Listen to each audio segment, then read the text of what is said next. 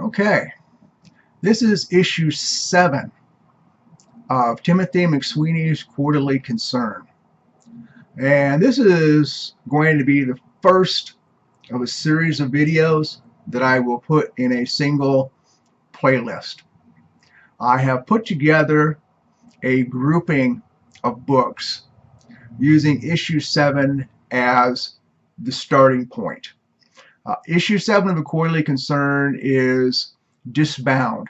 There are 9 chapbooks in the issue. 2 of them are perfect bound, and the other 7 are saddle stitched with staples. They're cased with like an artist's portfolio. Blue cloth quarter binding and bare boards, letter stamped in black and dark red, and then held together with a very wide rubber band. And this is I don't have the chapbooks up here because it would be in the way for this video.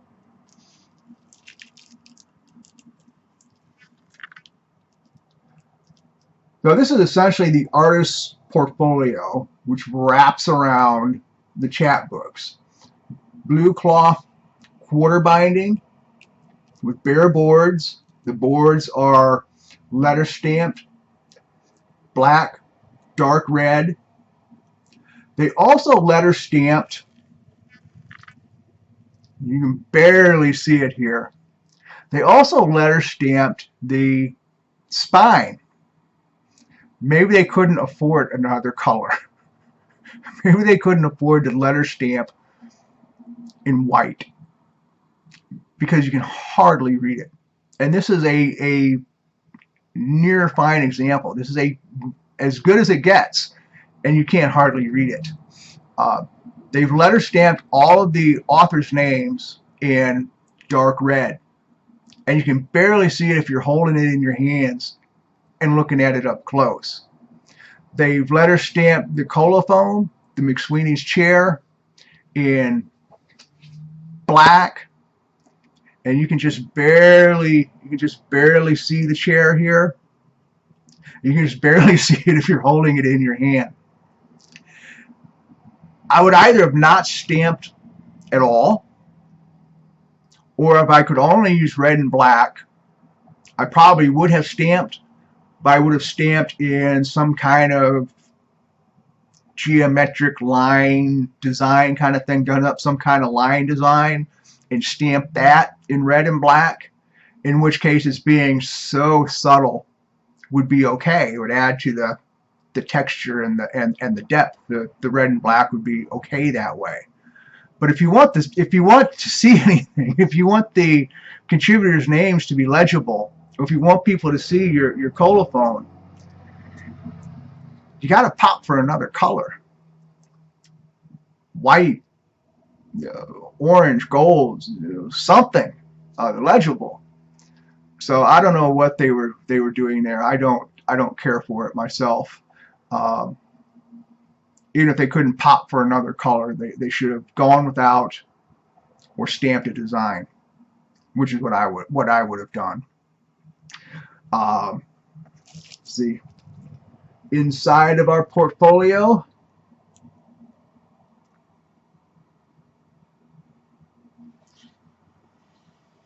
nice crisp edges, nice corners. The corners are not bumped. Our corners are all still very good. I think I can feel a little bump to that corner. There's a little softness there maybe. But one thing I've always wondered about the names that they've put here, the names that they've letter stamped, is there are 9 contributors. And by the way, they letter stamped the issue number, and then they have a little bit of decoration, some horizontal rules above and below, which they've letter stamped in black, and you can barely see it in your hand. But so we have 1, 2, 3, 4, 5, 6, 7, 8, 9, 10 contributors are mentioned.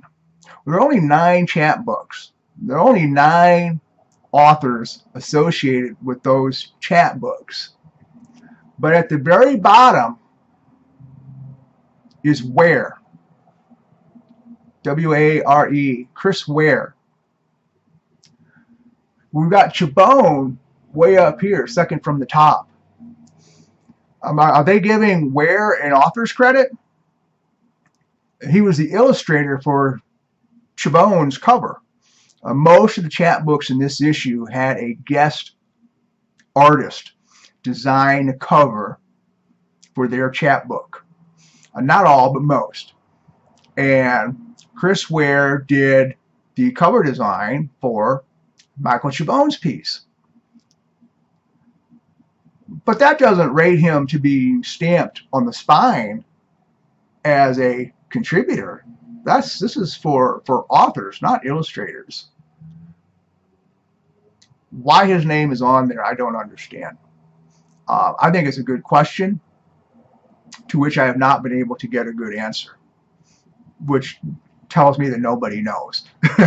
Well, they don't like to say they don't know. I get told they don't know in other words that mean I don't know. That's another. Anyway, this copy has a really interesting and large sketch by Dave Eggers. He signed it by initial, and it's a pretty good size sketch. It's bordered in fairly thick line, but the interior is all more of a fine line design. I really like it. It's also probably the largest and most complex sketch that I've seen him do on a quarterly concern. I would be interesting to know the story of why he did this and who he did this for. This is not, he does sketches. Issue 5, he probably did more sketches for issue 5 than every other issue combined. He did a lot of sketches on issue 5.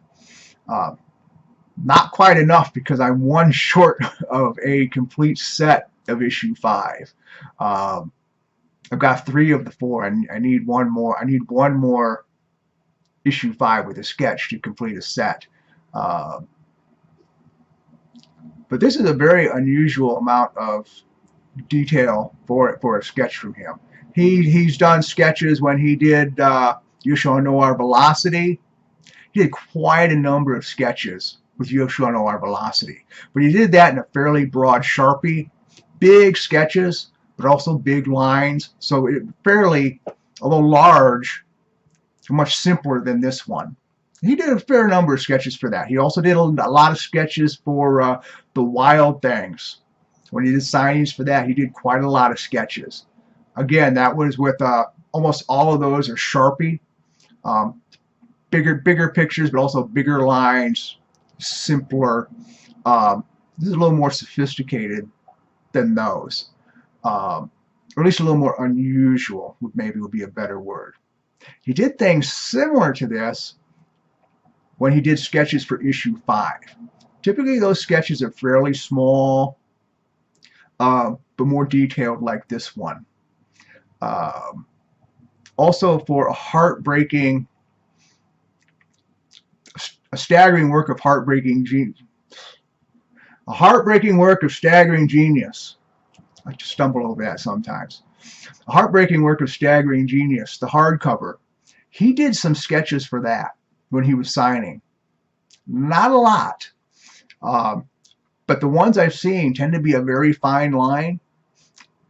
He was into planks of wood for some reason. I have a first printing copy where he sketched a plank of wood. Really nice. Not very big, but very detailed. I've seen a couple of other copies. I can't afford either of them. They're both for sale. Mine is not. They're both for sale. I can't afford them.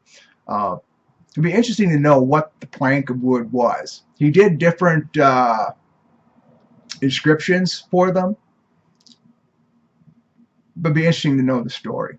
I know he did boats on You Shall Know Our Velocity. I don't know why he did boats, but I know he did several boats. I have 2 of them.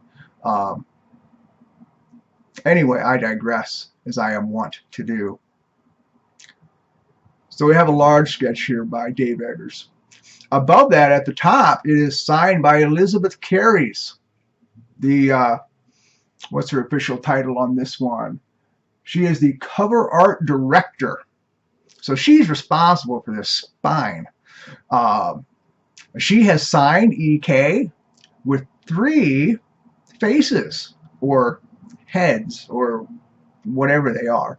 I call them faces. She has signed this also at the top above the title.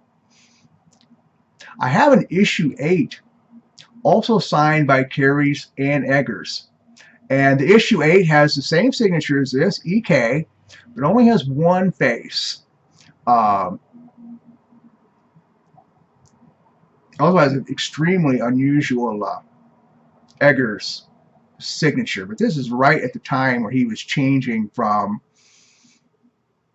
initials and date signatures to a script signature, and there was a very narrow band of time that he switched his variant of the signature. There may have been a little experimentation in there where you get these very odd signatures. This is definitely an odd one, but I'm certain that it's authentic, and I've had somebody look at it who knows Eggers say it was absolutely authentic. But anyway, I'm going to stop now. This is the cover. Nice sketch by Eggers. Nice signature by Elizabeth Kairys. The next video, I will pick up with one of the chapbooks and talk a little bit about what the grouping I put together, and I will go chapbook by chapbook. So there'll probably be 9 videos after this, 1 for each of those titles and what I put around it. And there you go.